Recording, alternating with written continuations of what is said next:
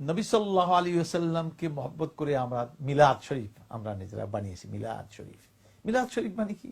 অর্থাৎ তার জন্ম বৃত্তান্ত আমরা আলোচনা করি, সেখানে পড়ি, তাকে সালাম দেই, আবার দাঁড়াই। দেখেন শরীয়ত নিজেরা কিভাবে বানিয়ে ফেলছে নবীর মহব্বতের সঙ্গে। এখন তাকে আমরা মিলাদ পড়ি, মিলাদের কোনো দলিল নেই। কিছু দাজ্জাল টাইপের মৌলবী তৈরি হয়েছে, যারা এখন নানান এই আয়াত দিয়ে ওই আয়াত নানান কিছু দিয়ে প্রমাণ করতে চায়। আমি দাজ্জালদেরকে প্রশ্ন করতে চাই, হযরতে নবী সাল্লাল্লাহু আলাইহি ওয়াসাল্লামকে তোমরা বেশি মহব্বত করো না হযরতে আবু বকর বেশি মহব্বত করতেন? তুমি গারে হেরার ঘটনায় দেখো, নবী সাল্লাল্লাহু আলাইহি ওয়াসাল্লাম যেখানে শুয়ে আছেন সেখানে হযরতে গারে সুর, গারে হেরা তো না, গারে সুরে হযরতে আবু বকর রাদিয়াল্লাহু তাআলা আনহু তিনি গর্তগুলির সাপের যে গর্তের মুখে নিজে পা রেখে দিয়েছেন, নবী সাল্লাল্লাহু আলাইহি ওয়াসাল্লামকে নিজের কোলে মাথা রেখে ঘুমাতে দিলেন।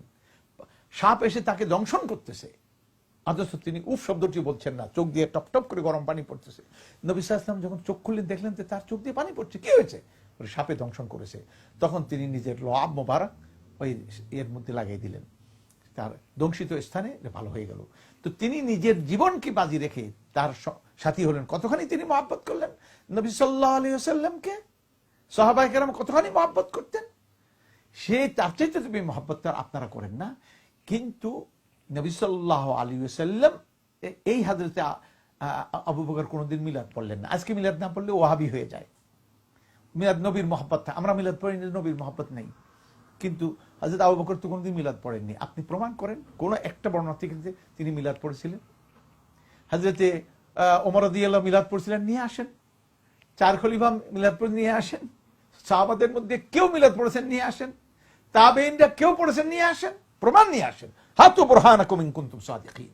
তো কাজে আপনারা আয়াতের অপব্যাখ্যা করেন। আল্লাযীনা ফী কুলুবিহিম যায়গুন, যাদের অন্তরে বক্রতা আছে তারাই এ কোরআনে এমন ব্যাখ্যা করে তাবিল করে করে নাউজুবিল্লাহ, যে বিশ্বাস তারা করে, যে বিশ্বাসকে ওই তাবিলের দ্বারা প্রমাণ করার চেষ্টা করে, এদের অন্তর বাঁকা। আল্লাহ তাদের অন্তরকে বাঁকা বানিয়ে দিয়েছেন, কারণ এরা হেদায়েতের উপর নাই, এরা গুমরাহ হয়েছে এবং এরা বেদাতে লিপ্ত হওয়ার কারণে বেদাত ঢুকলে অন্তর বাঁকা হয়ে যায়। হক কথাগুলি তারা বুঝে না। একসময় মিলাদ আমরাও পড়ছি, যখন বুঝে নাই পড়েছি, পরে যখন বুঝেছি ছেড়ে দিয়েছি। হ্যাঁ, সালাত সালাম ঠিক আছে, সাল্লু আলাইহি ওয়া সাল্লিমু তাসলিমা, আল্লাহুম্মা সাল্লি আলা মুহাম্মদ ওয়া আলা আলি মুহাম্মদ কামা সাল্লাইতা আলা ইব্রাহিম। সালাত হলো আপনি এখন বসে বসে আপনি নবী সাল্লাল্লাহু আলাইহি ওয়াসাল্লাম কবরের কাছে গিয়ে আসসালাতু ওয়াসসালামু আলাইকা ইয়া রাসূলুল্লাহ আপনি সালাম দেন। এখানে বসেও যদি দেন, এই বিশ্বাস না করে নবীর রূহ এখানে হাজির হয় এটা বিশ্বাস না করেন, আর এই ফেরেশতারা আপনার এই সালাম পৌঁছে দেয়, কোনো অসুবিধা নেই। এখানে বসে সালাত সালাম করতে পারেন, আসসালামু আলাইকা ইয়া রাসূলুল্লাহ সাল্লাল্লাহু আলাইহি ওয়াসাল্লাম।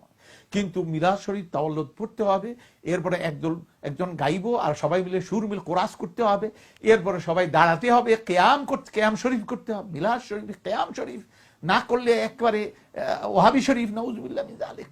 এই সমস্ত জিনিস থেকে দূরে থাকলে মূর্খতা, নাদানি কিছু ধর্ম ব্যবসায়ীরা এগুলি আবিষ্কার করে এগুলি চালু করেছে।